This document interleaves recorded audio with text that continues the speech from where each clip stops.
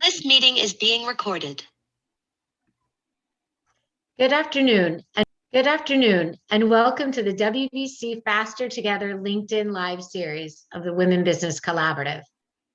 The WBC is an unprecedented alliance of over 65 women's business organizations and hundreds of business leaders building a movement to achieve equal position, pay, and power for all women in business. Through collaboration, advocacy, action, and accountability, we are mobilizing thousands of diverse professional men and women, business organizations, public and private companies to accelerate change. You can check the chat for our 9 action initiatives that drive change: to increase women in the C-suite and boardroom, to address underrepresentation of women and access to capital in certain industries, and to advance a pipeline of women leaders to bring gender and pay parity and diversity, equity, inclusion to the business landscape. In all our work, the WBC is committed to diversity. Our councils and board of directors include more than 34% people of color. The power of collaboration is already creating momentum and accelerating the pace of change for business women. This LinkedIn Live series is designed to share our work. Every week, we look at one of the key ways we advocate change by presenting data, research, and best practices, by lifting women's voices for change, and by showing the importance of cross-generational collaboration and the allyship of men in the movement.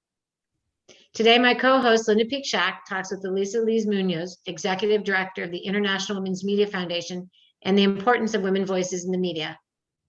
Linda Schacht is also a member of our advisory council and one of my key partners in elevating the voices of women across the Women's Business Collaborative. Welcome, Linda, and welcome, Elisa. Linda, I'm going to turn it over to you. Thank you, Gwen. I'm looking forward to co-hosting with you this year. And today I'm honored to be in conversation with one of the world's most successful NGO leaders, Elisa Mugnos. Since 2013, Elisa has been executive director of the International Women's Media Foundation, and she's known as a leading expert on the intersection of gender equity and press freedom. We're going to look at the good, more leaders at the top of news organizations and who are women, and the bad, the report from IWMF yesterday on the increase in threats against female journalists. Elisa, welcome. I love your quote, "Progress stands still when gender diverse perspectives are excluded." And often it takes a woman-led, woman-focused organization to drive the industry forward. That's a great philosophy. Tell us how IWMF and you are promoting programs to drive the industry forward. Well, thank you, Linda. And I do have to just take a moment to really thank you and acknowledge your role as a leader in the IWMF, the foresight that you and the IWMF founders had 32 years ago when you founded this organization has really taken us to this moment in the organization today where finally we feel that the issues around gender equity are being acknowledged and being acknowledged in a way that matters so much beyond gender equity. I mean, we all agree that that is a key issue, but you can't have real equity in the newsroom or in society if you're not looking at equity intersectionally. And I think that has also helped the IWMF to build and thrive.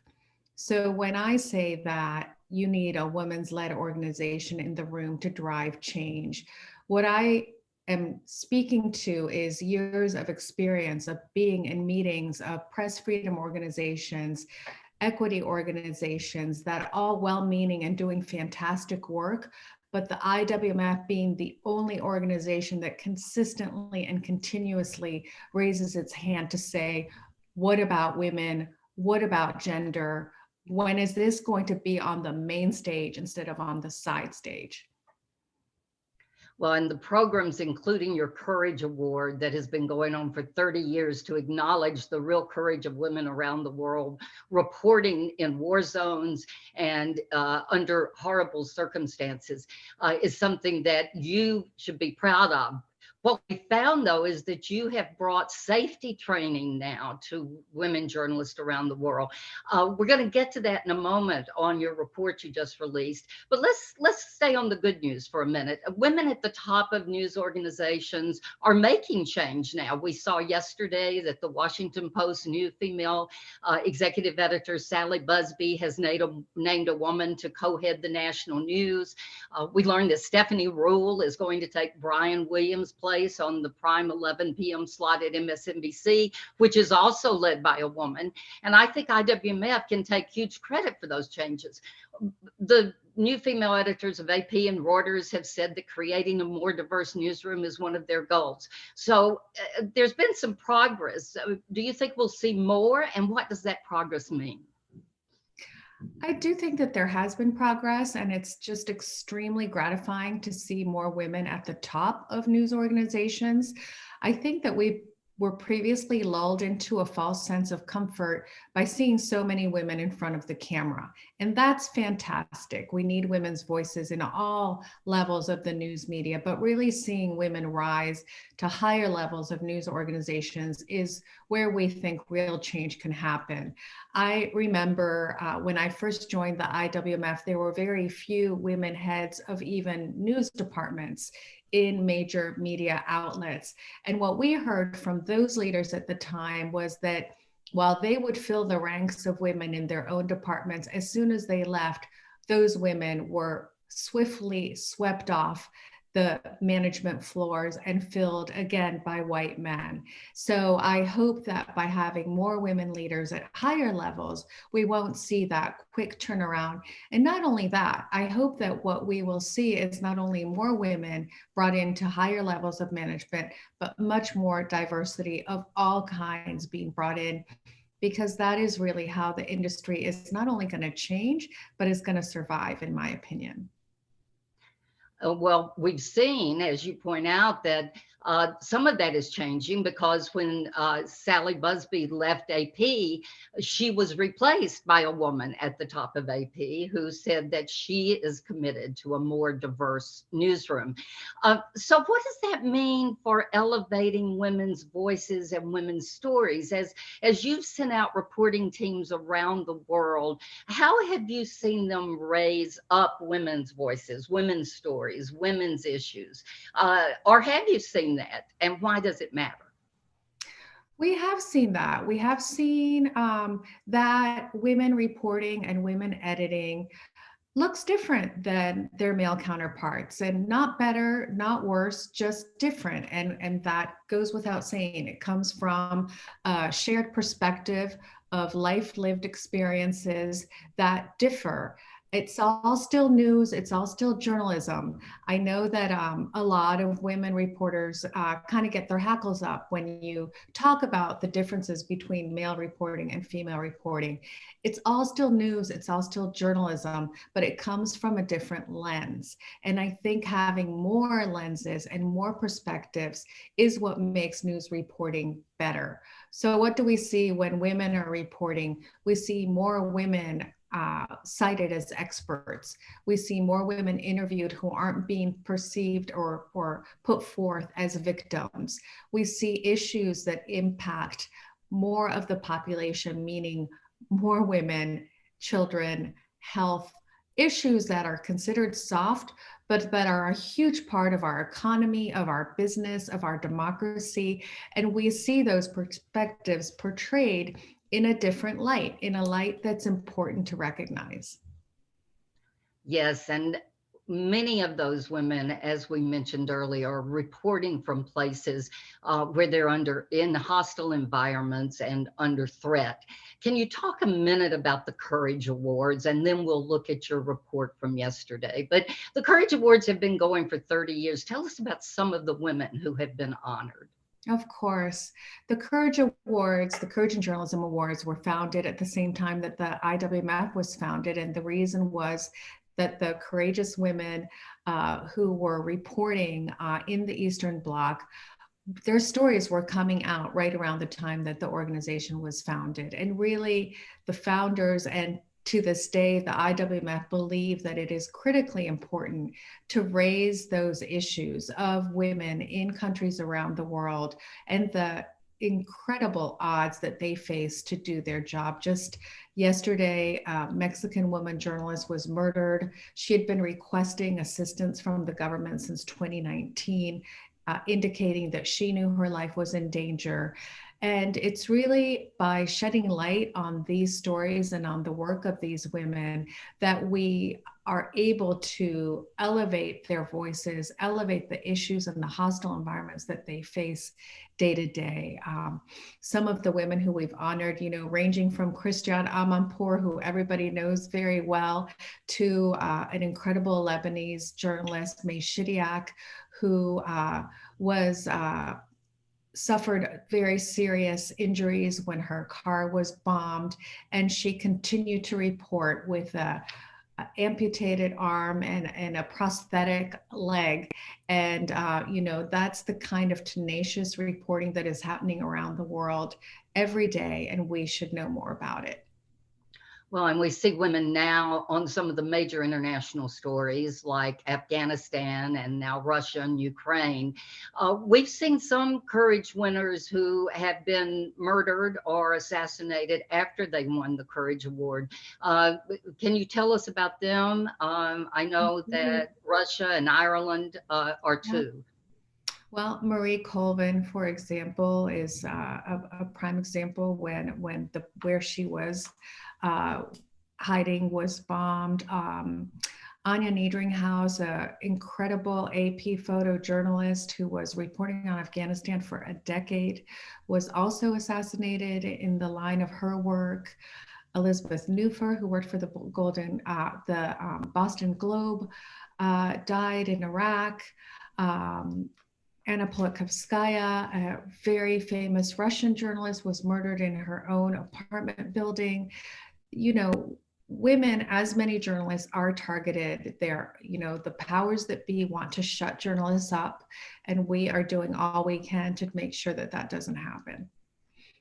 Well, let's talk about two things. One, your report yesterday, and second, your safety training for women around the world. So first, this really incredible and disturbing report that you released yesterday. Can you talk about that?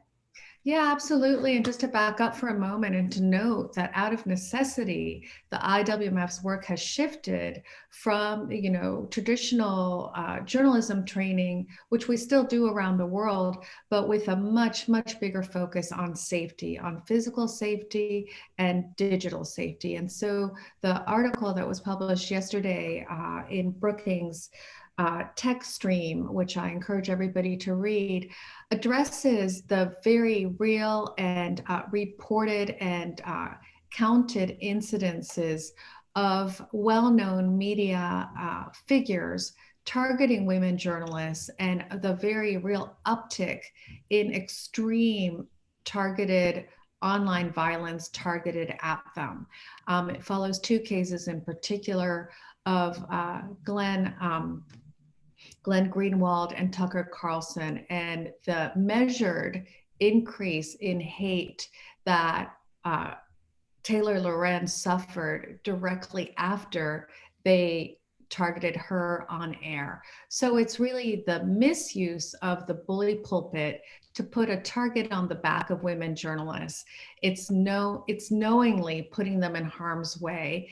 I know it's easy for individuals who have said and will say that this is just online violence, it's just trolling. That is not so. Online violence very often turns into real violence. It impacts the lives of women journalists so extremely negatively that it can't even be overstated. Well, thank you for that. Talk a little bit about this need for safety training and how you had to bring it to the US after doing it for years around the world. Yeah, absolutely. I think we've all witnessed the attacks on journalists around our own country. The IWMF's work had traditionally been focused outside of the US, particularly our safety work.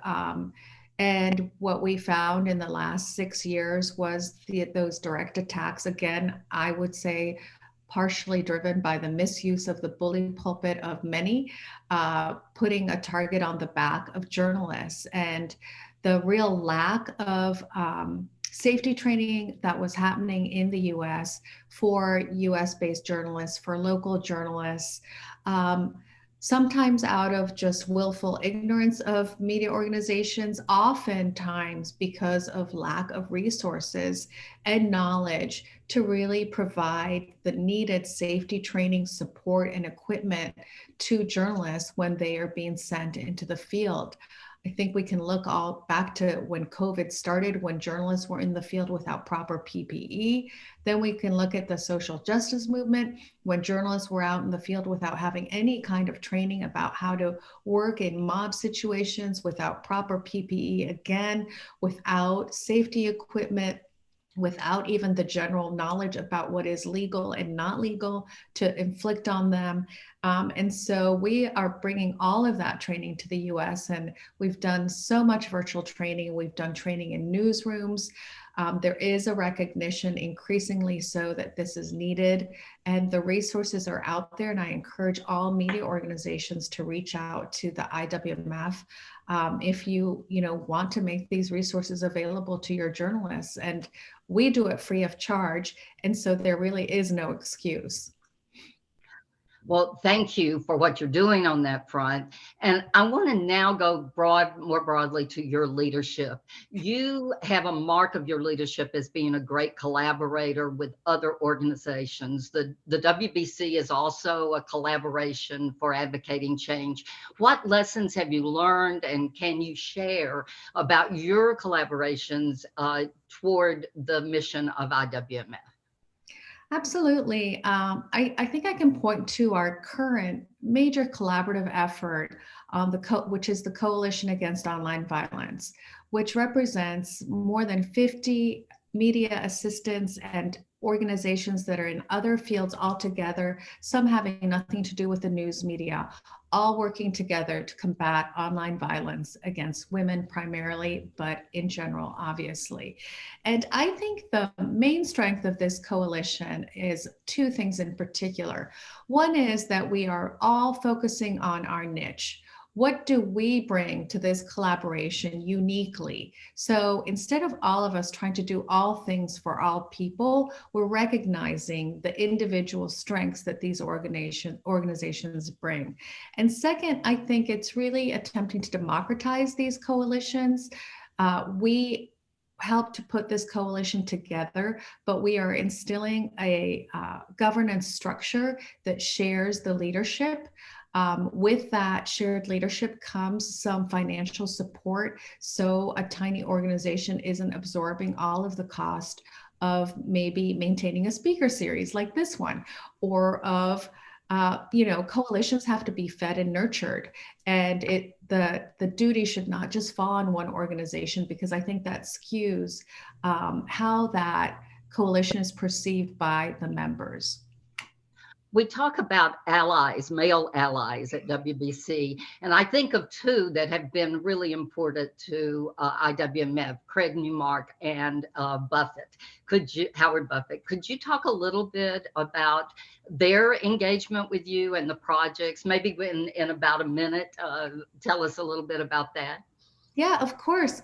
Very quickly to say that these are two philanthropists who recognize the power of the news media, and also who recognize the power of diverse voices, in particular women's voices, in the news media. So I say to all funders, if you don't have a media strategy, a media funding strategy, not to promote your particular point of view, but to acknowledge the role that the news media plays in shaping societal views, then you're really missing an incredible opportunity to strengthen the issues that you care about.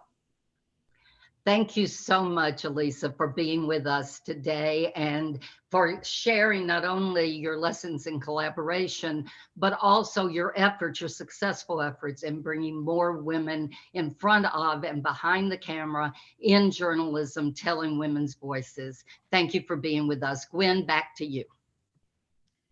Thank you, Lyndon. Thank you, Liz. Thank you both for these incredibly important issues, because this collaborative nature of what the WBC does and sort of who's talking about what issues, and the issues themselves are incredibly important, and the intersectionalities, the notion of sort of everything that affects all women. So thank you so much.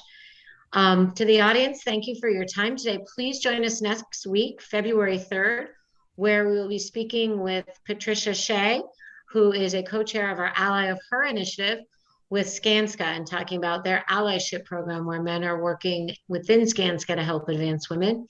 Thank you all and have a wonderful Thursday, and look forward to seeing you soon.